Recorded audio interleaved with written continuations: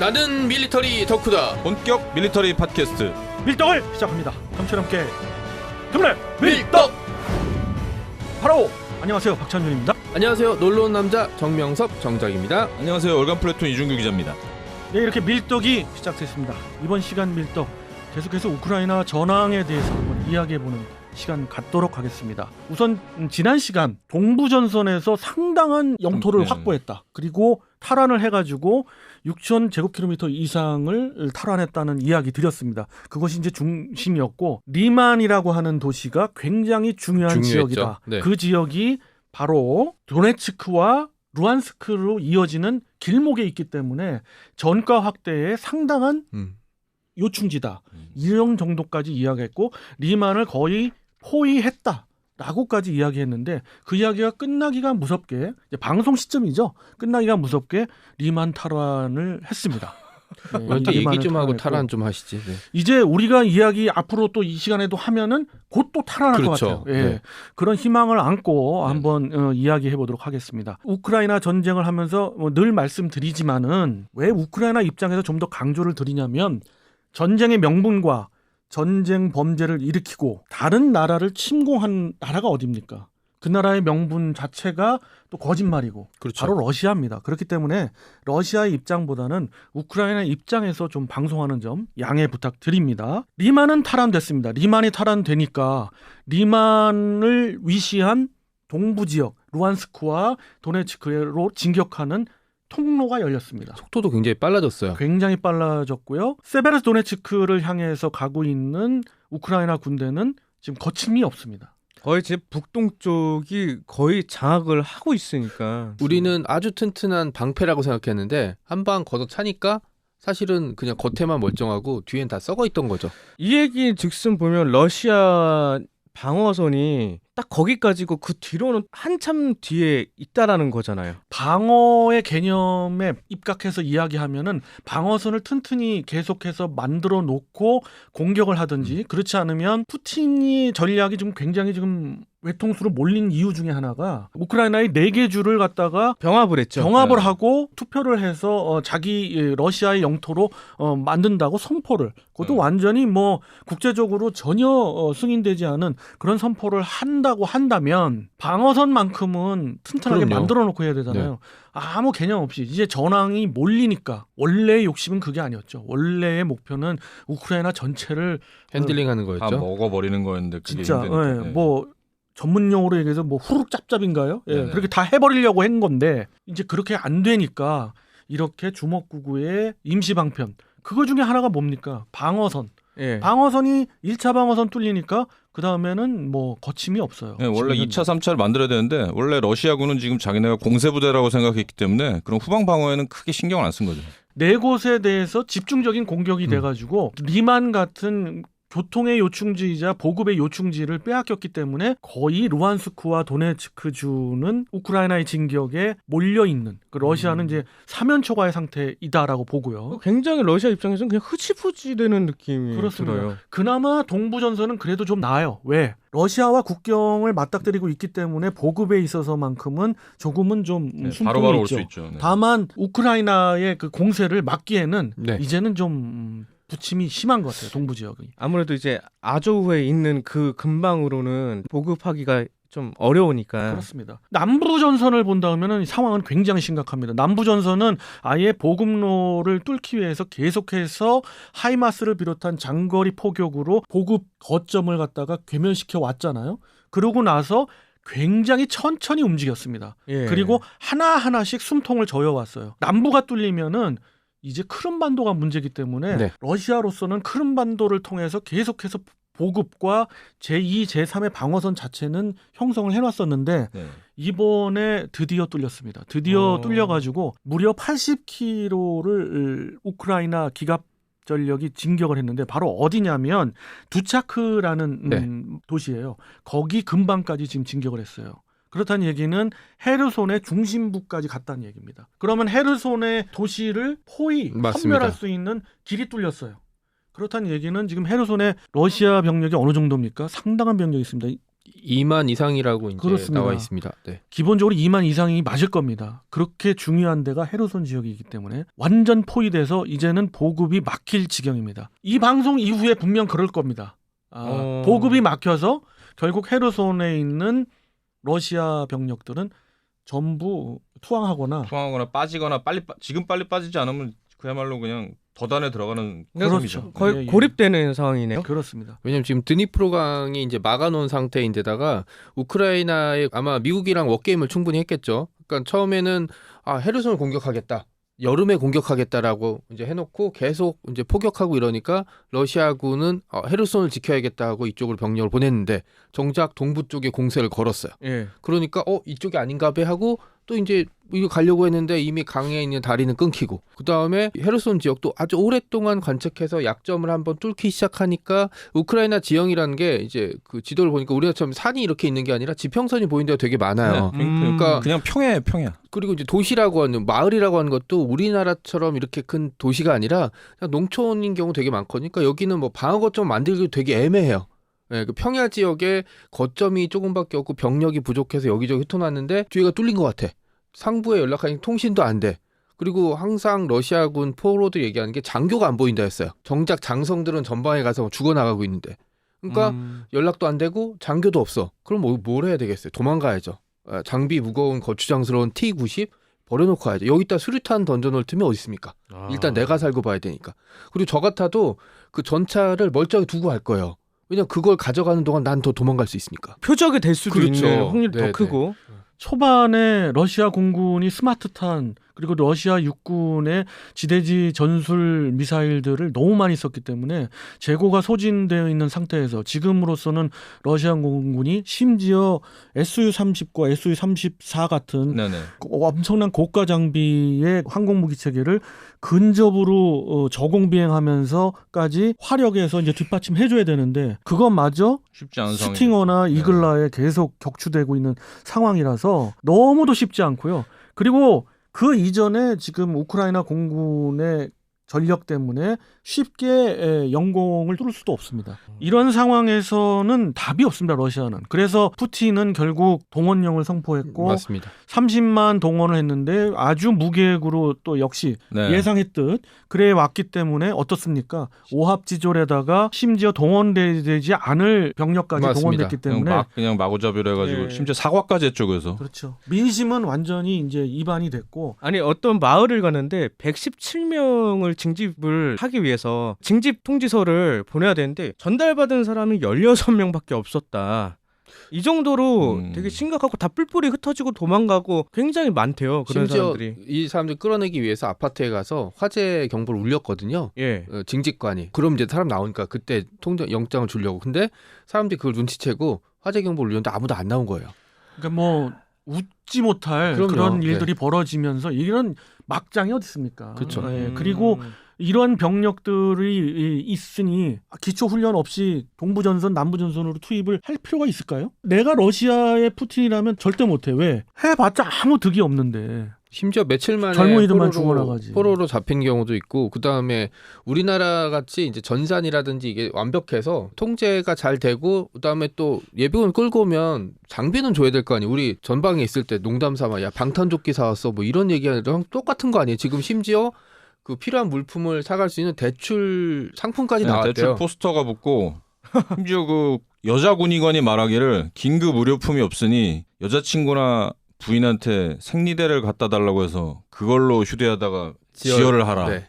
라고 얘기할 정도니 거기다 그 AKM을 지급을 해줬는데 진짜 AK-74도 아니고 뭐 AK-101도 아니고 AKM 그 40년 더 된 그거를 지급을 해줬는데 너무 다 낡았죠. 썩어 있는 그 영상을 올렸죠. 제조년도가 네. 뭐 70년대, 네네. 저도 사진을 봤는데 80년대 초반. 녹슬어서 녹슬어. 이거는 쓸 수가 없는데 이런 걸 보급하더라고요. 물론 그런 영상들이 어떻게 보면 우크라이나 쪽에서 흘려준 영상이거나 서방에서 어떤 이야기하는 영상일 수도 있어요. 그렇지만은 단적으로 그런 것을 보여준 거가 아닌 실질적으로 보급이 안 되고 그런 것은 분명한 것 같습니다. 제가 AP통신이나 가디언지에서 보도를 하는 걸 들었는데 러시아 군사들이 최소한 그래도 훈련병이라고 하면 2주를 훈련을 했는데 그럼요. 네. 전장에 최소, 네. 3일 뒤에 그냥 바로 잡힌 병사가 갔더니 있어요. 내가 지금 전쟁터에 있었다. 이런 지금 보도도 있거든요. 우리 논산훈련소에서 몇 주 훈련합니까? 그거 보시면 알지 않습니까? 그죠. 5주, 6주 예. 하자. 사실. 예. 물론 뭐 군대를 갔다 온 사람들에 한해서 징집을 하겠다는 그런 대상이 있지만 그것마저도 행정이 뒷받침 안 돼가지고 마구잡이로 뽑았단 말이에요. 예. 그래서 더더욱이나 문제가 되고 있고요. 이 전혀 도움이 안 될 겁니다. 예. 그다음에 또 그 와중에 또 하나 군복 150만 벌이 사라졌어요. 사라진 게 아니고 말 그대로 그게 전형적인 러시아의 그 군납 비리죠. 원래 있어야 되는 게 없는 거죠. 누가 해 먹은 거죠. 네. 거기에 가장 큰 이번 뭐 동원령으로 해서 가장 큰 데미지를 러시아 입장에서 먹은 건 바로 민심의 민심의 이반. 그렇죠. 민심이 완전히 돌변한 게 너무도 확연하고 정말 결정타 중에 하나는 러시아 언론이에요. 러시아 국영방송에서조차 비판을 하는 정도면 러시아 국영방송 뭡니까? 지금까지의 우크라이나 전쟁의 모든 전쟁 범죄 이런 것 기억자 하나 이야기하지 않지 않습니까? 프로파간다에 어떻게 보면 동조를 했죠. 그렇죠. 그런데 모든 그 전황도 다 거짓말로 했고요. 지금 이렇게 루안스크도 위험하고 도네츠크도 위험한 상황을 보도를 하지를 않는 그런 국영방송이에요. 그런 국영방송이 비난 쪽의 그런 언론 목소리로 바뀐다? 논조가 좀 바뀌어. 이건 정말 큰 문제고요. 이것이 푸틴에게는 점점 압박이 되고 있는 거예요. 그렇죠. 예. 개전 이래 최초로 러시아 국민들의 반전 시위가 전국적으로 벌어졌다는 것도 좀 중요한 대목인 것 같아요. 그렇습니다. 그 보급로를 차단하고 다시 공격에 들어가는 이런 전략적인 움직임과 성과를 거두고 있잖아요. 우크라이나가. 러시아에서도 이런 타락 결과에 대해서 인정을 하고 있는 상황인가요? 이제는 인정을 하는 분위기입니다. 특히 하르키우주를 빼앗겼다. 그들 네. 입장에서 네. 그런 거는 완전 확인을 하고 있고요.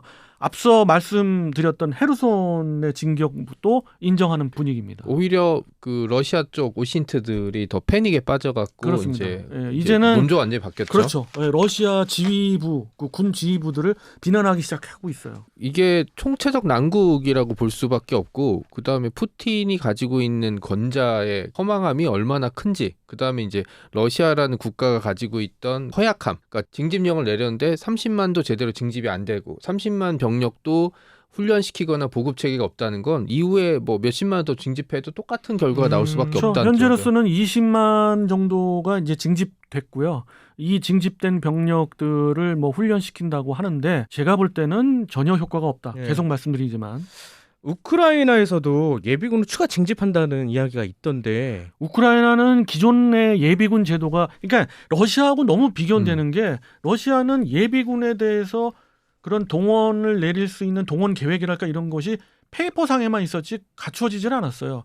근데 우크라이나는 우리가 먼 미래 또는 가까운 미래에 러시아라는 커다란 적과 맞닥뜨릴 거다. 그러면 정규군 외에 예비군 그렇죠. 제도가 필요하다. 그래서 또 미국 쪽에서 그런 서방권에서는 또 예비군 네네. 잘돼 그런 있죠, 그런 개념이 시스템이. 좀 네. 있잖아요. 그러니까 그런 시스템을 좀 받아들여서 기존부터 그런 제도들이 있었어요. 네. 거기에다가 큰 차이죠. 나라가 침공이 당하자 심지어 다른 국가로 피난을 갔던 국민들이 네. 다시 돌아오잖아요. 반대로 러시아 국민들은 동원령 내린다고 하니까 우크라이나 점령해야지 이렇게 하던 사람들도 다 갑자기 없어졌고 이게 핀란드에 너무- 나타나고 예. 카자흐스탄에 가서 이제 줄 서 있고 제일 웃겼던 건 2008년에 공격했던 조지아 국경에 줄을 까마득히 서 있고 차들이 러시아 막, 예. 징집관이 거기 나타나서 또 징집장을 날려서 100명을 이렇게 또 데려가고 뭐 이런 일들이 있었죠. 그러니까 억지로 끌고 간다. 그럼요. 네, 그러니까 이런 모든 것들이 엉망진창이고 우픈 일인데요. 또 하나 이야기 드리면은 러시아는 다른 나라로 이민을 가거나 다른 나라로 갈 때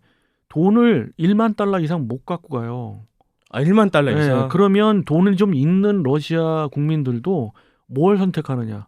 돈을 갖고 있는 걸 선택할 거냐? 아니면 징집을 피해서 외국으로 나갈 거냐. 후자를 선택하더라고요. 그럼에도 불구하고 이럴 정도로 양 국가, 우크라이나와 러시아의 완전 상반된 입장. 과연 어디가 이길까요?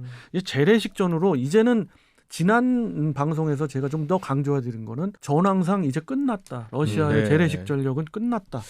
라고 단언드릴 수가 있었던 게 바로 이러한 현상 때문에 음. 그랬거든요. 네네. 그게 계속해서 심화되고 있는 것 같아요. 저는 이제 또 하나 지금 궁금한 게 있는데 지금 헤르손 지역 그 남부 지역을 지금 우크라이나가 공격을 하고 있잖아요. 러시아도 거기에 대해서 최대한 막으려고 노력을 하는데 이게 계속 진행되다 보면은 크림반도까지 과연 탈환이 가능할 건지 이게 좀 궁금해요. 크림반도부터는 좀 서방의 어떤 입장도 달라질 수도 있어요. 음. 지금 표현은 안 하지만은. 근데 어떻게 보면 이 분야는 국제 정세 쪽에 가까운데 군사적으로 본다 그러면 우크라이나는 뭐 당연해요. 크림반도도 예, 우크라이나의 당연히, 영토였으니까 우리 거다. 예. 고토 회복, 고토도 그럼요. 아니죠. 네. 고토도 아니고 2014년에 가까운 뺏겼으니까. 네. 2014년 전에는 우리나라 땅이었는데 맞습니다. 당연히 탈환을 해야 될 땅이고요. 그리고 전략적으로도 너무 중요하죠. 근데 이 부분에 대해서 뭐랄까 여러 부분에 있어서 생각해봐야 될 게 러시아도 엄청나게 중요하게 생각하는 게 이 크림반도잖아요. 그렇죠. 예. 그러니까 두 가지 의견이 팽팽하게 갈려지고 있고요. 저는 그런 박 의원님 얘기대로 이게 정치, 이제 뭐 결국 전쟁은 정치 연장이니까 이런 부분은 제외하고 저는 만약에 헤르손이 탈환되고 동부 전선의 전세가 지금처럼 돼서 이제 도네츠크, 루안스크까지 밀린다면 크림반도도 뭐 지형상 여러 가지 어려움이 있다고는 하지만 저도 뭐 이렇게 탈환하는데 아주 어렵진 않을 것 같아요. 어렵지 않은 이유 중에 하나가 크림반도와 그 러시아 본토하고 연결돼 있는 케르치 대교. 예, 네. 그 대교, 케르치 대교죠. 네. 그 대교를 폭파할 수 있는 장거리 화력이 있어요.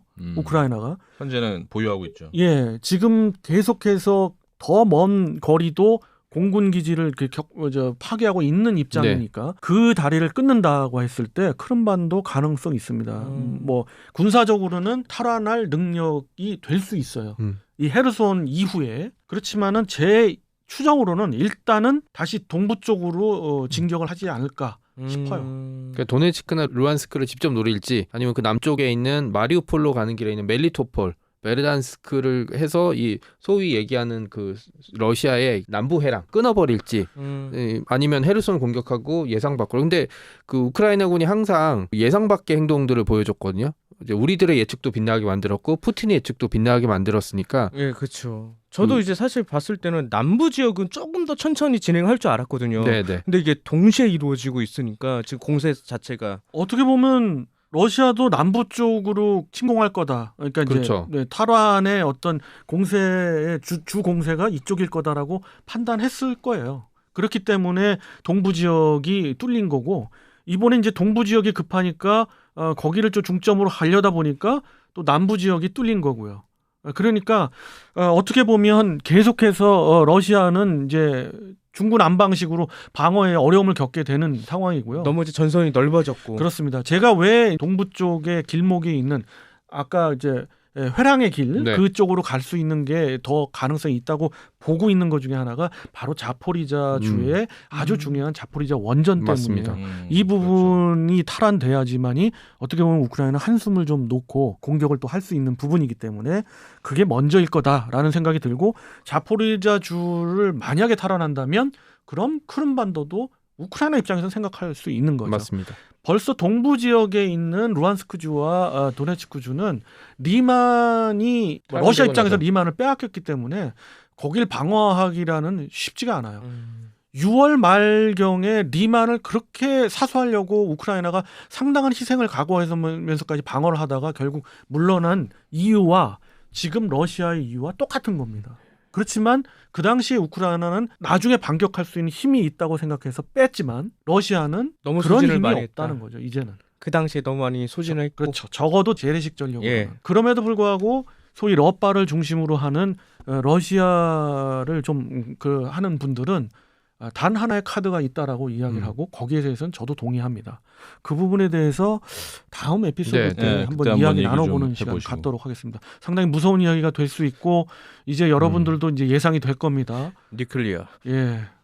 아, 네, 이거 참 마지막적으로. 네, 아니, 저는 좀, 무섭습니다만. 걱정되는 부분 하나가 있는 게 공격이라는 게 결국 공격을 유지할 힘하고 병력이 필요한 게 있거든요. 그래서 이게 좀 결국 우크라이나도 지금 어떻게 보면은 그 지역에서 쥐어짜서 방어를 하고 앞으로 나가는 시점인데 만일 이제 러시아군이 무너진다고 해서 거기서 적극적인 장거리 공세로 나갈 수 있느냐지 그런 게 좀 걱정이 되는 부분이에요. 공세의 한계점이 언제 오느냐도 네네. 관건이겠죠. 공세의 한계는 분명 있습니다만 후방에서 보이지 않는 서방의 지원은 우리가 생각하는 것 이상입니다. 지금 제가 알고 있는 정보라도 그렇고 그렇기 때문에 물론 말씀이십니다만은 그 점을 또 너무도 잘 알고 있는 게 우크라이나인 것 같습니다.